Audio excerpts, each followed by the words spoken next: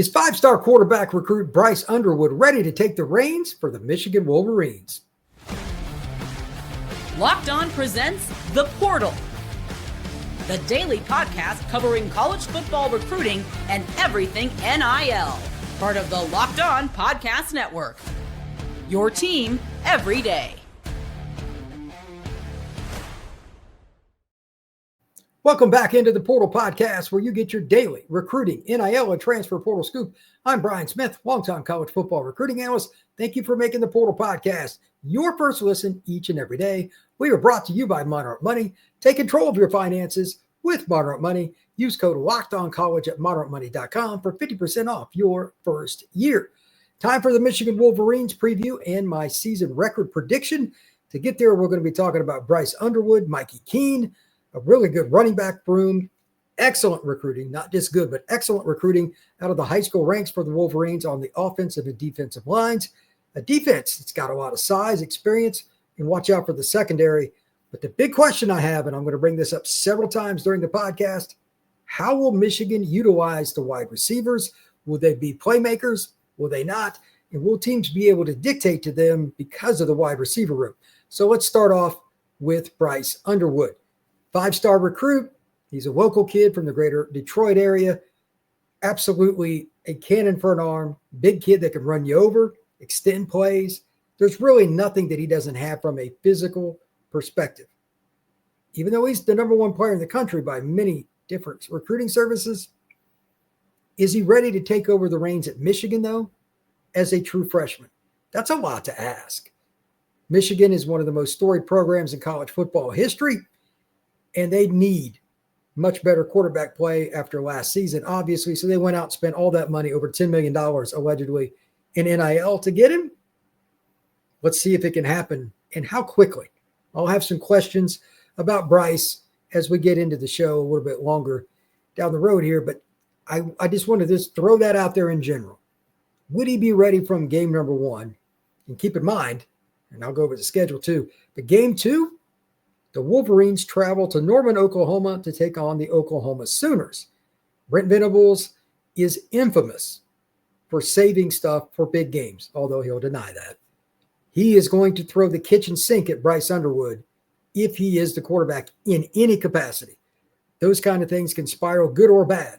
So Michigan has a lot of decisions to make between now and the end of fall camp, just at quarterback, because Mikey Keene comes over from Fresno State, a veteran, started his career at UCF, transfers over, and he plays there for a couple of years. Now he has the opportunity to finish out at Michigan. I wouldn't be surprised if he started some of the games this year, even though, again, Bryce Underwood is incredibly gifted, 6'4", 220, 230, somewhere in that range, and just an incredibly impressive specimen. It's about above the shoulders with quarterback, and experience is part of that. Bryce is a great kid, been around him a few times, and I don't doubt that he will end up being really good. But my gut tells me that there will be multiple starters for Michigan Wolverines this year, and they might even at some point, although this probably makes some Michigan fans cringe, probably play a little bit of musical chairs at quarterback, because he might have to come out of a game every now and then when they're going against teams that show him one defense before the snap and run a lot of different concepts after the snap and players start moving.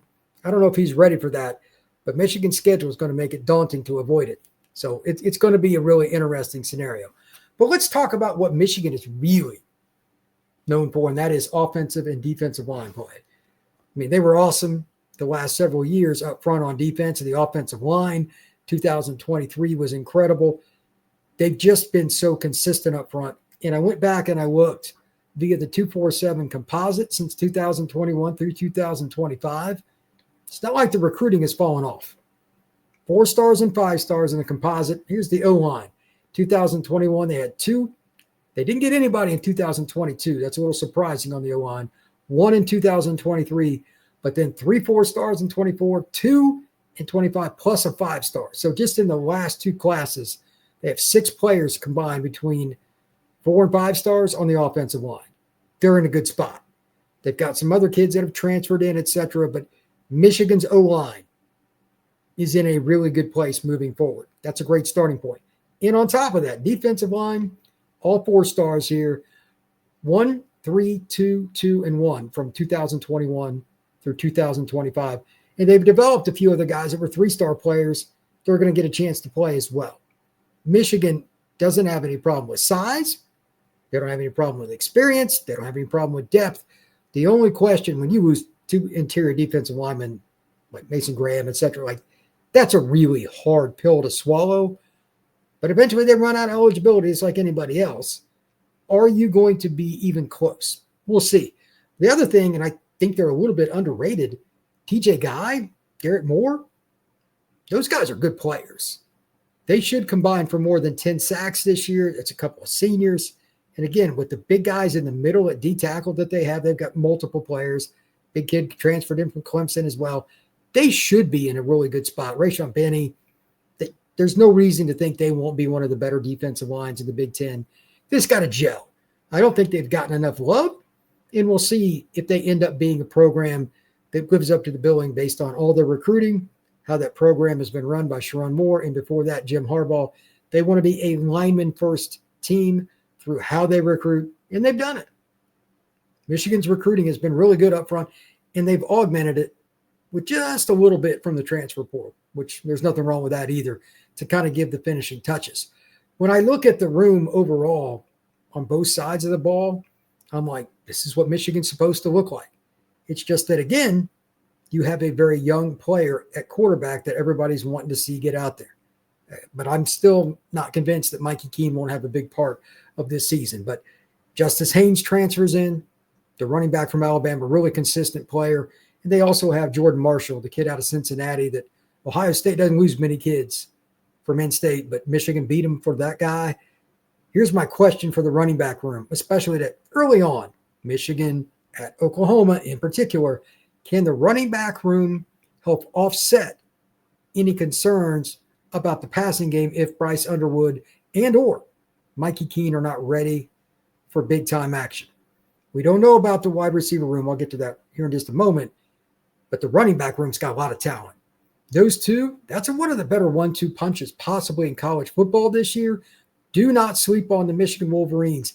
Even when teams try to stack the box, having some pretty good games. Now, Oklahoma, that game is going to be interesting because they got a lot of talent at defensive line. They're one of the better defensive line units in the country. So that's going to be a really good matchup. I'm looking forward to that. Michigan's going to have to find a way to throw the ball from the pocket in that one. And we'll get into the details a little bit later. But to make that happen and to open up holes for Marshall or anybody in the backfield, they've got to be able to connect down the field. My biggest question, can Frederick Moore, the junior from St. Louis, can he take that step forward? Really talented, had a nice game against Bama. He could be that next weapon for Michigan. They don't have a ton of playmakers coming back outside of what we're talking about at running back. And again, Justice Haynes, that's a great start. But Jordan Marshall as well. Marshall might even be more talented. Depends on your perspective. But between those two, that's a great start. But teams are going to probably load the box a lot.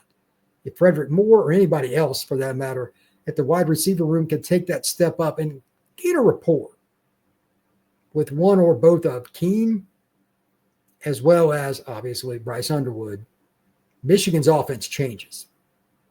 They really needed to. They lost their stud tight end. They've lost some key players on defense, but they should be good there. It really comes down to the passing game. That's the only major question that I have. But we'll dig into that a little more. When we come back, we'll have a few more questions, and I'm going to break down the schedule, the really tough games. That's next here on the Portal Podcast.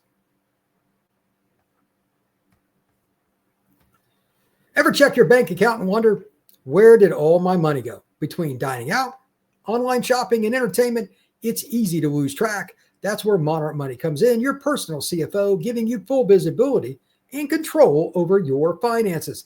Monarch Money isn't just a budgeting app, it's a complete financial command center. You can track all your accounts, investments, and spending in one place, so you stop just managing your money and start building wealth. You also have the opportunity to do everything in one place, so it's more convenient for you. Even if you and your partner both want to do it in one spot, that's no problem. And actually, we'll save you the headache of trying to track all your spending in different accounts. You can do it in one spot with Monarch Money. Take control of your finances with Monarch Money. Use code LOCKEDONCollege at monarchmoney.com for 50% off your first year.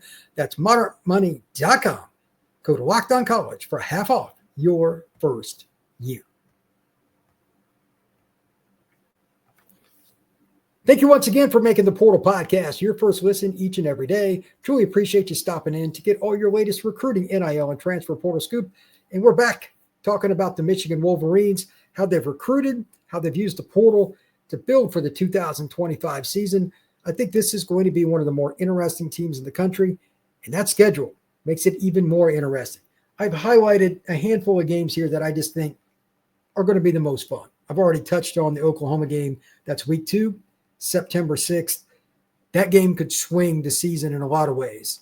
If they just completely blitzkrieg Michigan because Bryce is not ready and or Mikey's not ready, that's awful. That's not what you want. But you never know. Second game that you got to test yourself. I don't think that's going to happen. I think it's going to be a down-to-the-wire game one way or the other. Injuries will play a part, turnovers and all that. But we need to find out more about the situation at quarterback this fall camp for Michigan to really know how that game is going to go. But I've got it circled as one of the most fun games in all of college football for this next season. And Lord only knows what's going to happen with Oklahoma, too. They were a 500 team last year.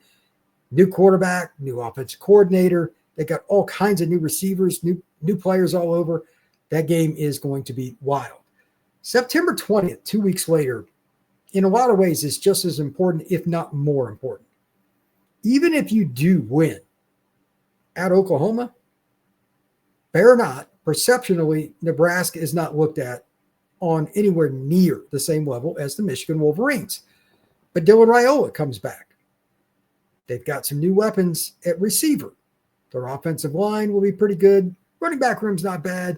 And their defense has been pretty darn good since Matt Rule took over. They've got some pieces there that make me think they're going to be a quality team. Are they as good as Michigan? I don't think so. But it's at Nebraska, and Michigan cannot sleep on that game. I'm not saying they're going to lose it, but that's the kind of game that can really tarnish your season and knock you out of college football playoff contention. The one that everybody's probably circled if you're a Michigan fan, and why not? In LA against Southern Cal, the 11th of October, that's going to be a really good game. Michigan and USC, that's old Big Ten versus old Pac-12. Can't really go wrong. But now they're both in the Big Ten, so it means even more because it's a conference game. Michigan needs to kind of prove itself. Winning a game all the way out in Los Angeles would do a lot for that. I don't think USC is that great, but they certainly have plenty of skill talent, which Michigan's loaded on the defensive side of the ball. That'll be a great battle. But I like that game as one that you need to circle just because of the entertainment value. By then, if Bryce Underwood is not the quarterback, meaning comes out from play one on, I would be a little surprised. But then again, this is college football. You never know. If Mikey Keene ends up playing a little bit, don't be shocked about that either. Washington, the week after, they come all the way from Seattle to Ann Arbor. Got a returning starting quarterback. It's a good team. Another game where Michigan should win.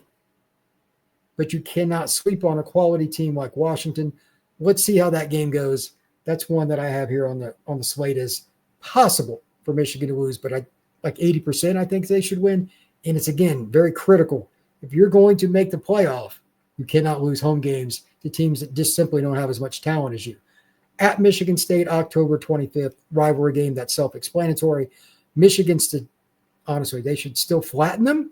They're way better, but it is a rivalry game, so we'll see. Maryland, I circled on this schedule just because of the timing. They play in Maryland's home stadium 1 week before the Ohio State Buckeyes come to Ann Arbor.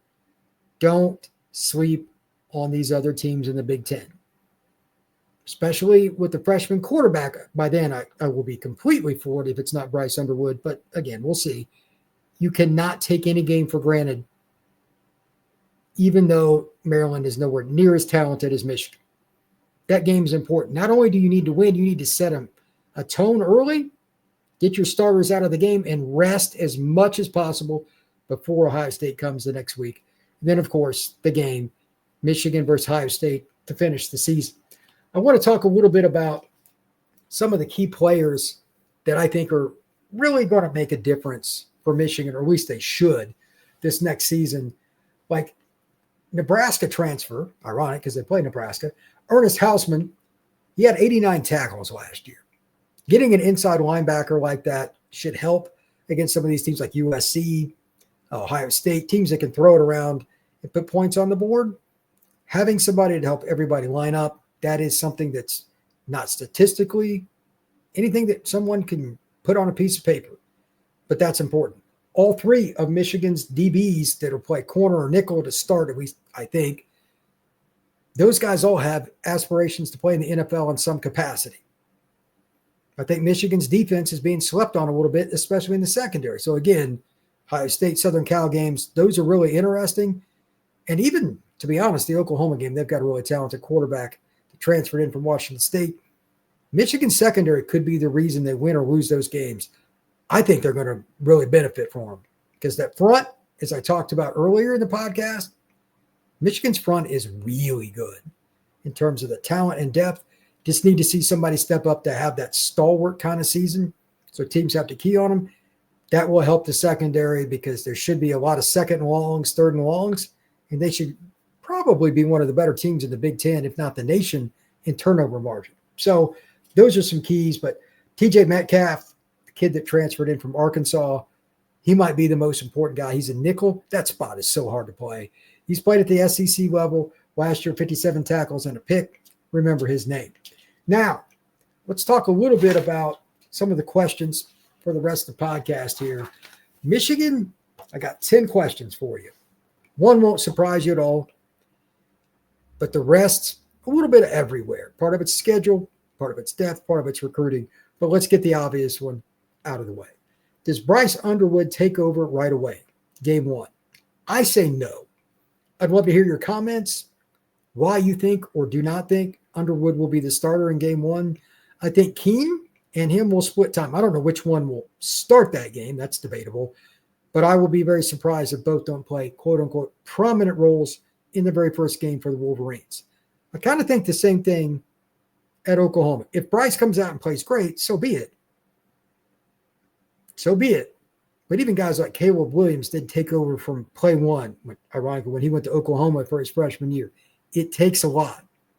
So that could be a learning curve. It will be important for all the players around Bryce to help pick up the slack for anything that he's missing out on.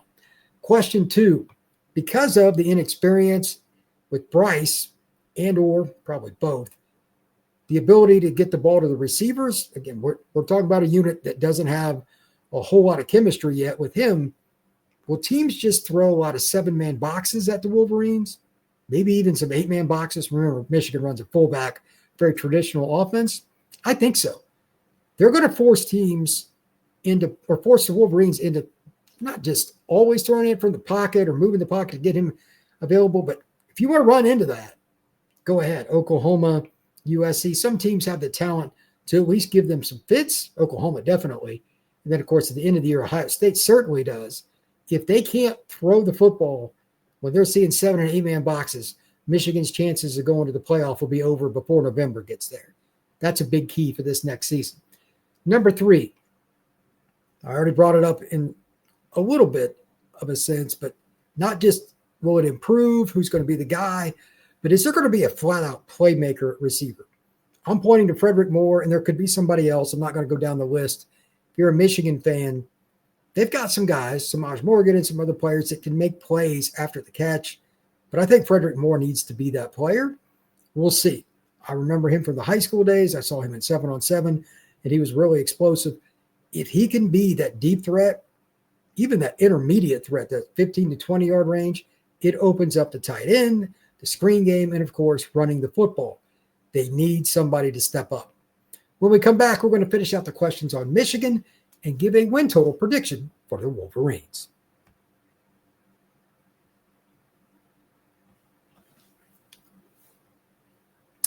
The Michigan Wolverines have a lot of questions at the wide receiver position, but otherwise this team is really, really good, in my opinion. I'm probably being swept on a little bit. But the one thing that I don't know how to really put this into context as I do this podcast, how much will Sherrone Moore's suspension, how will the NCAA's quote unquote sanctions and any mess around it, will it taint Michigan at all this year? Will it be a distraction? I don't tend to think so. I really don't. But I wanted to at least bring it up. He's going to miss, I believe, games 3 and 4. I'm not sure which ones they are, but he's going to miss a couple of games. Maybe that's a circumstance that bothers him in some capacity. I'm not sure, but if I had to lean one way or the other, I don't think it will, but I did want to broach that subject. Tight end. Michigan has done a great job for a long time at finding a tight, like Jake Butt a few years back was a great tight end, and they've just continued to have really good production there in key games, in key moments. Breaking in a new tight end this year. How does Michigan not only utilize the tight ends, will somebody step forward and be just that guy, or are they going to rotate 2 or 3 and you really don't know who's going to be in the lineup? I'm just kind of curious because it's not like Michigan doesn't recruit the position well, but tight end is a major part of the Wolverines' offensive performance. Question 6, will the front 7 be top-notch? I'm going yes. I think, again, I mentioned the defensive ends. I think they're going to step up. They've got some big guys like Rayshon Benny that have a lot of experience. He's a grad student. They should be in a circumstance where they just don't have a lot of run gap fit misses. You've got a veteran coming in from Nebraska as a linebacker to help out. You've recruited your front 7 pretty well. They've got speed. I don't think Michigan is going to be a problem in any way, shape, or form on defense, but let's not forget about all the size and consistent recruiting they've had on the defensive line. I talked about it earlier in the show. Every year they're getting 4-star recruits up front. They should be at a good spot. And if Michigan is in that spot, like I'm talking about, especially later in the year, playing Ohio State, etc., they've got a chance to beat some teams that maybe some people right now don't think they will. I think they've got a great chance to beat Ohio State, just as an example, but we'll see how that goes. Number 7, this is the one that I really don't know. It could go both directions, but turnovers overall for everybody's important. And I think Michigan's defense is going to take the ball away a lot. But especially early in the season, will the Wolverines give the football away? Again, we're back to the Bryce Underwood, Mikey Keene circumstance. How does that work out? Is the wide receiver room coordinated with the quarterback? So you run the wrong route, everybody yells at the quarterback for throwing the pick, but sometimes it's the receiver, maybe it's the tight end. How much coordination will the receiving room, the quarterbacks, and everybody else in the passing game have? Because if they don't, the ball's going to go the other direction.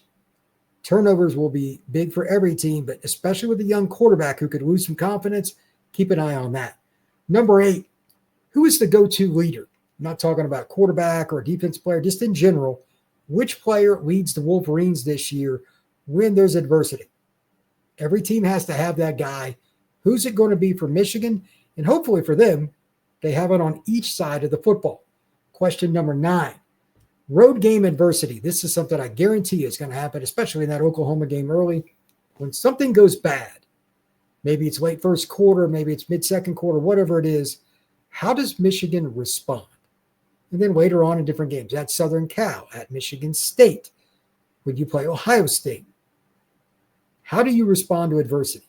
Michigan's been one of the best teams in the country over the last 5 years at handling adversity, obviously. With all the stuff off the field that's gone on, 2023 national champs, even last year, a lot of questions about Michigan. They kept getting better. They focused on the task at hand. Will that happen again this year? And finally, question number 10, how good will the special teams be for Michigan, especially since they're likely to be in several close games? With the weather in Michigan and the Midwest, those November games, special teams are huge. Extra points, punt block team, return team, all those hidden yards are really important. Overall, I think Michigan is one of the most fascinating teams in college football. And I really don't think there's any one way to pin them on what it's going to be. Kind of expect it to be up and down at times. But I think Michigan will finish somewhere around 9-3. I don't think they're going to make the playoff. I think their schedule will not just box them out, but it'll be close. But I don't think they will be a team that's dominant, but good. They're a year away. I think next year you can start talking about Michigan being in the playoffs again. And I also think that Michigan, especially with an incredibly talented Bryce Underwood coming back as a sophomore, they could be a top 5 team. It wouldn't shock me. But this year, Michigan will be the thorn in the side of some other teams, and don't be shocked if they beat Ohio State yet again. Michigan's done it 4 years in a row. Why not 5? Especially because they play the Buckeyes in Ann Arbor to conclude the 2025 season. So again, my Michigan win-loss total prediction is 9-3. I really think this is a fascinating team and one that's worth your time to go dive into yourself. I like looking at it from the trenches first and then talk about quarterbacks, but everybody has their own way. But anyway you look at it, Michigan is a fascinating team. Thank you once again for making the Portal Podcast your first listen each and every day. Truly appreciate you stopping in to get all your latest recruiting, NIL, and transfer portal scoop. I'm Brian Smith. We will see you again soon here on the Portal Podcast.